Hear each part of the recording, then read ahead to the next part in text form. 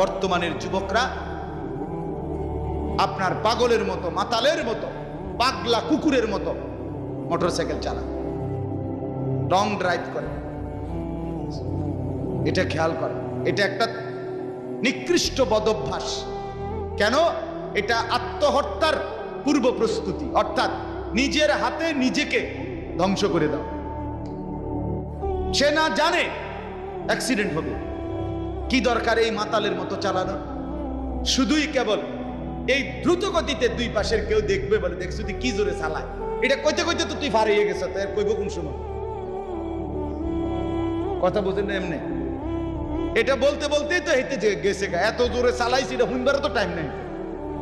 তো তোমার যে মানুষ কত বালা কইবে, তুমি তো কত খারাইলে না, কইতো তুমি তো দাঁড়াইলাও না। বলে হায় হায়,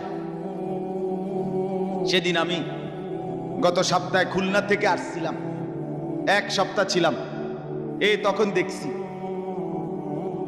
পদ্মা সেতুর পরে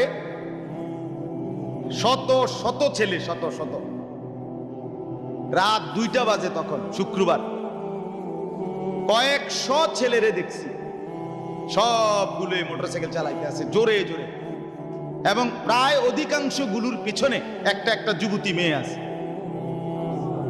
রাতের 2টা বাজে।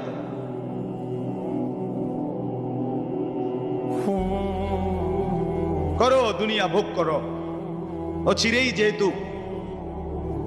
ফেরেশতা লাথি দিবে, কাজেই দুনিয়া ভোগ করো। ও চিরেই যেহেতু কবরে জাহান্নামের আগুন অপেক্ষা করছে, কাজেই দুনিয়া ভোগ করো। আল্লাহ তাআলা আমাদেরকে মাফ করে দেন।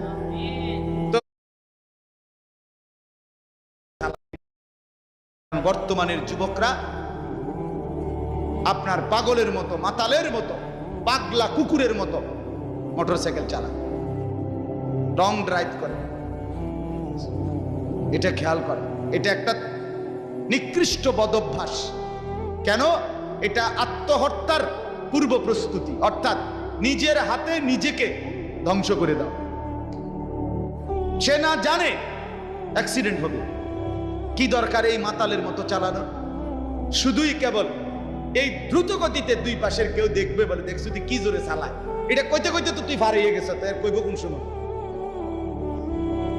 কথা বুঝেন না? এমনি এটা বলতে বলতেই তো হেঁটে গেছে, এত জোরে চালাইছি, এটা হুইনবারও তো টাইম নাই। তো তোমার যে মানুষ কত বালা কইবে, তুমি তো কত খারাইলে না, কইতো